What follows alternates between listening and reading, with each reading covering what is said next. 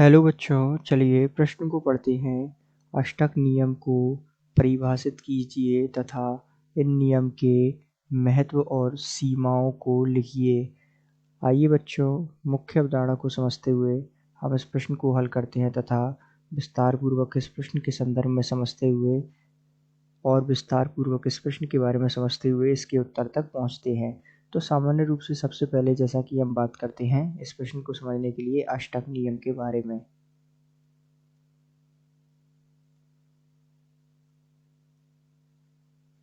तो क्या कहता है अष्टक नियम? तो इस नियम के अनुसार सभी परमाणु अपने बाहरी कोश से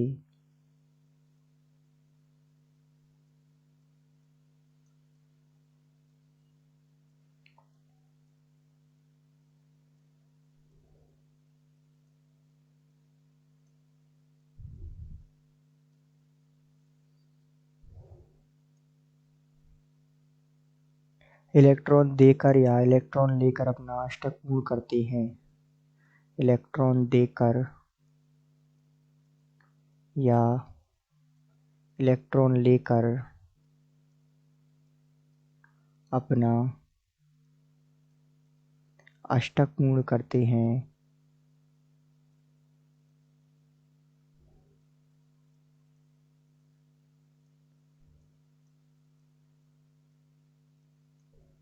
तो सामान्य रूप से यही जो है अष्टक नियम कहलाता है। अब यदि हम बात करें कि अष्टक नियम किस प्रकार संपन्न होता है, समझिएगा। तो जैसे कि सोडियम हो गया, ये जो है इसका यदि हम बात करें जेड, इसका होता है परमाणु क्रमांक 11। इसी प्रकार यदि हम बात करें क्लोरीन हो गया, तो क्लोरीन जिसका जेड परमाणु क्रमांक होता है 17। अब चूंकि यदि हम इसके इलेक्ट्रॉनिक विन्यास के अनुरूप देखें तो 2 8 और यहाँ 1 इलेक्ट्रॉन बाहरी कोश में, और यहाँ जो है 2 8 और बाहरी कोश में 7। तो ये जो है अपना 1 इलेक्ट्रॉन इसे दान दे देगा।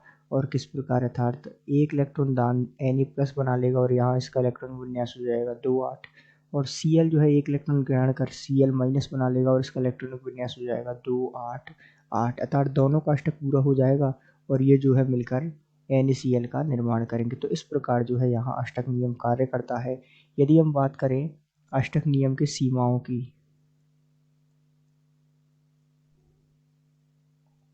तो इसकी कुछ सीमाएं होती हैं। जैसे कि यदि हम इसकी पहली कमी की बात करें कि कुछ यौगिक में जो केंद्रीय परमाणु होता है उसका अष्टक पूर्ण नहीं होता, अर्थात केंद्रीय परमाणु का अष्टक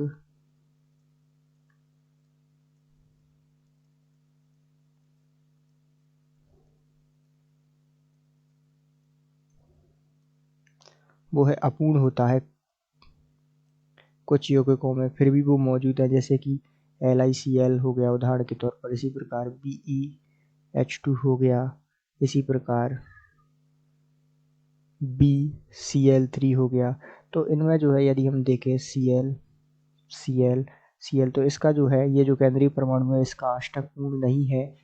तो ये जो है इसकी एक सीमा या कमी है। इसी प्रकार यदि हम बात करें इसकी दूसरी कमी की, तो सामान्य रूप से कुछ यौगिक है जैसे कि PCl5 हो गया, PF5 हो गया, इसी प्रकार IF6 हो गया, इसी प्रकार SF6 हो गया। ये जो है इनके अर्थात जिनके बाहरी कोश में जो है 8 इलेक्ट्रॉन नहीं है, अर्थात इनकी संख्या इनके बाहरी कोश में जो है 8 इलेक्ट्रॉन नहीं है, इनकी संख्या 8 इलेक्ट्रॉन नहीं है, चूंकि फिर भी ये जो है स्थायी है।